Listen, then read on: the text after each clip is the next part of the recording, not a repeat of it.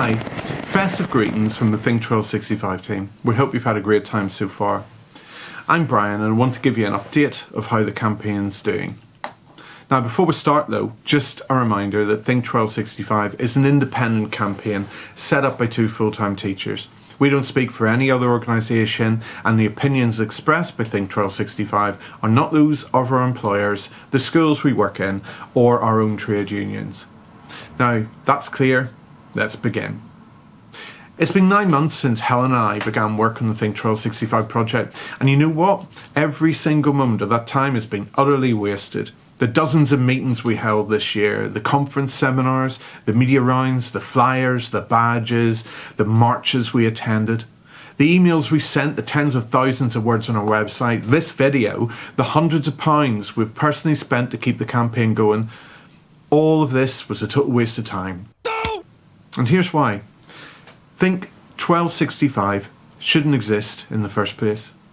You see, every single thing we're campaigning for has already been won. It's enshrined in your teacher terms and conditions. Reasonable and equitable teacher workloads in Northern Ireland, well, that's been one of your rights since August. Careful and collaborative planning of teacher-directed time budgets, that's been there since 1988. It's just a few school leaders are slow in the uptake. Restrictions on working on professional duties outside of their contracted hours, including PPA, well, that's part of the new workload agreement too. By the way, it's never been part of your contract for schools to expect you to do exam marking, reporting, administration, development plans, IEPs, PLPs, KFCs, or carry out management or team leader tasks outside of contracted hours. So please stop doing that. Stop! Have a time! So, job's done, right? Everything we're campaigning for has been won. Get them pigs and blankets in the oven and crack open the champers. Well, you'd think so. Unfortunately, there are three groups of people who are stopping this from happening in the real world. They are, in no particular order, school leaders, teachers themselves, and the powers that be. Let's deal with school leaders first.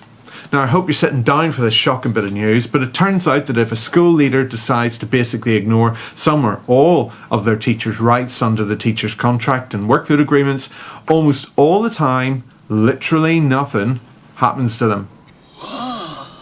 You know the way a school leader has the authority to arbitrarily shut the boys' toilets at lunchtime after wee Johnny released those feral geese the other week? Well, some school leaders seem to think that the same authority extends to deciding which employment rights the teachers who work for them should get, and which rights are too inconvenient for the school to bother with.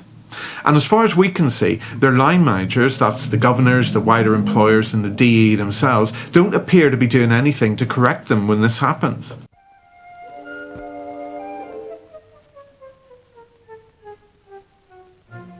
Ignoring the workload rights of teachers takes many forms, from the good old-fashioned "that's not how we do things in this establishment" arrogance, to the thankfully more common "I can't squeeze in all the work that's asked of my school in the teacher hours available." But the reason doesn't matter. These are your legal rights we're talking about. They could just as easily end up in front of an employment tribunal as breaching any other of your rights could. And because some of them are underpinned by health and safety law, breaching them might, in a very extreme case, even end up with the principal being prosecuted. So it's serious stuff. And they're not even rights that have been thrust upon the system. Every single stakeholder who negotiates teachers' terms and conditions has worked on these rights and entitlements and confirmed that they would be part of teachers' contractual frameworks when they signed the relevant documents. And that includes the management side, who are the bosses of your bosses. The second, and probably the most difficult part of the story, is the role played by the 20-odd thousand teachers like you and I who put up with having their rights ignored day and daily. In fact, in many cases, we actively facilitate our own exploitation. Take me as an example. Now, it might surprise you to learn, but I'm quite militant when it comes to teacher workload. However, I get into work most mornings around 8 or 15, and since I likely have a prostate like an angry watermelon, I don't sit in the staff room drinking coffee and shooting the breeze.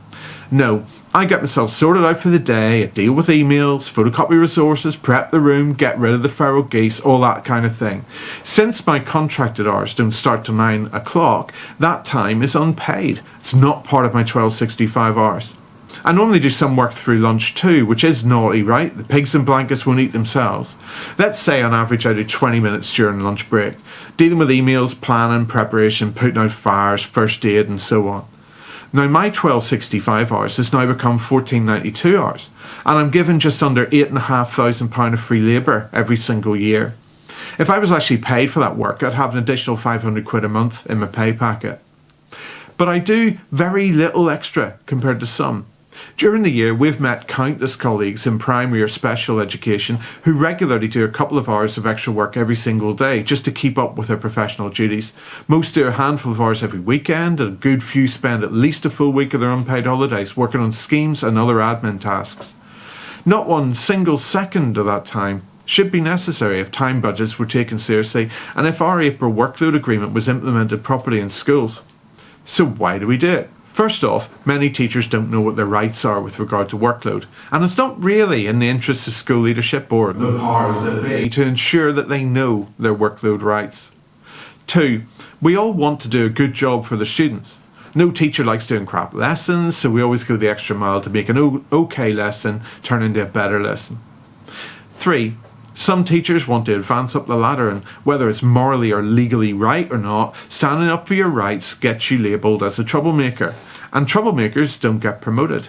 On the other hand, team players do what they're asked to do, regardless of the impact of it on their lives outside of school, often with the promise that their efforts will be rewarded at some point in the distant future. And this brings us to the final part of the workload puzzle. The powers that be. Remember those primary school teachers working all hours for free? Well, if all of us in education here did that, then across the country teachers would be doing not far off £500 million worth of unpaid labour every single year, keeping our education system moving forward on Pritt stick, string and goodwill. Read that again. That's over £400 million of professional teacher labour which costs the Department of Education not a single penny. Now imagine you were in charge of education here, either one of the employers or maybe as part of the DE. Of course you'll worry about staff welfare in the workload crisis. You're not a psychopath. You want the best for your staff. But honestly, who among the powers that be will be willing to push for full implementation of the workload agreements when they realise that schools could lose out on much or all of those hundreds of millions of pounds of unpaid teacher labour if teachers followed the agreements properly? That's not malice, that's business sense. Now kudos though to EA for the work and directed time budgets earlier this year. They produced training and easily implementable templates for every type of school in Northern Ireland, and it's really gold standard stuff when it comes to putting together a DTB. They might think we're a pain in the ass, but we have been directing people to their training and website throughout our campaign. Now there's one other pressure on the powers that be, and that's the pressure of legacy. When you rise to the top of your career, it's natural to want to leave something of yourself behind for when you finally join the senior working group eternal. It's why winning pay deals is hard. If you're the head of DE and you have a few million quid lying around, giving it out as pay so Mrs Jones the Senko from Enniskillen can pay off her car loan early isn't front page news, but building a new school campus gets your name on the foundation stone.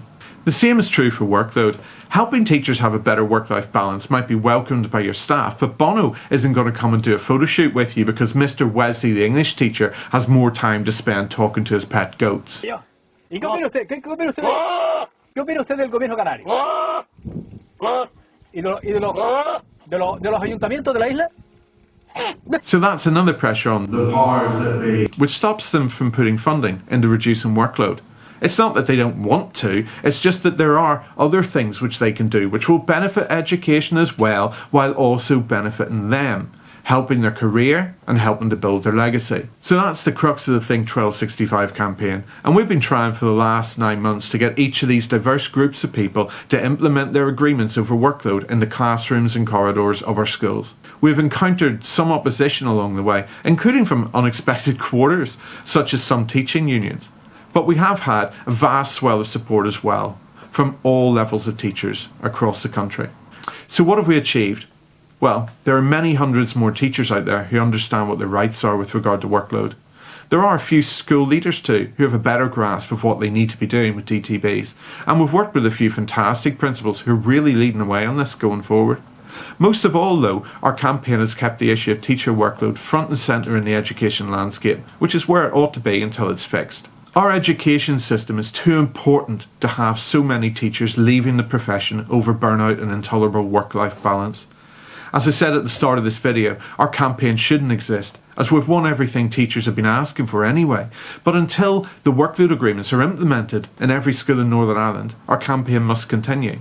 We know that many out there, particularly the powers that be, think we're unserious people, too jovial, too irreverent, a little risque. So let me bid farewell to 2024 and welcome 2025 with a moment of complete sincerity. This campaign is about whether teachers are rested enough to produce exceptional learning opportunities for future generations, or whether those young people depend on exhausted staff sacrificing their own lives to try and pump out half-decent lessons. This campaign is about whether our profession returns to a high-status career that attracts the best people possible, or whether it continues to be a one-way journey to burnout and ill health. Most of all, this campaign is about the lived experience of the human beings behind the teaching. If we're lucky, we each get around 1,000 months on this planet. That's 1,000 months to learn, explore, build, create, dream, achieve, and to love, and your job is just a little part of that story. Excessive workload eats into all the other chapters of the book that will become your life. So, as you enter 2025, please remember this one thing. For all of us, there comes a day with no tomorrow. So when your job spills over into your mornings, your evenings, your weekends, and your holidays, it is not just stealing your time, it is stealing your heartbeats.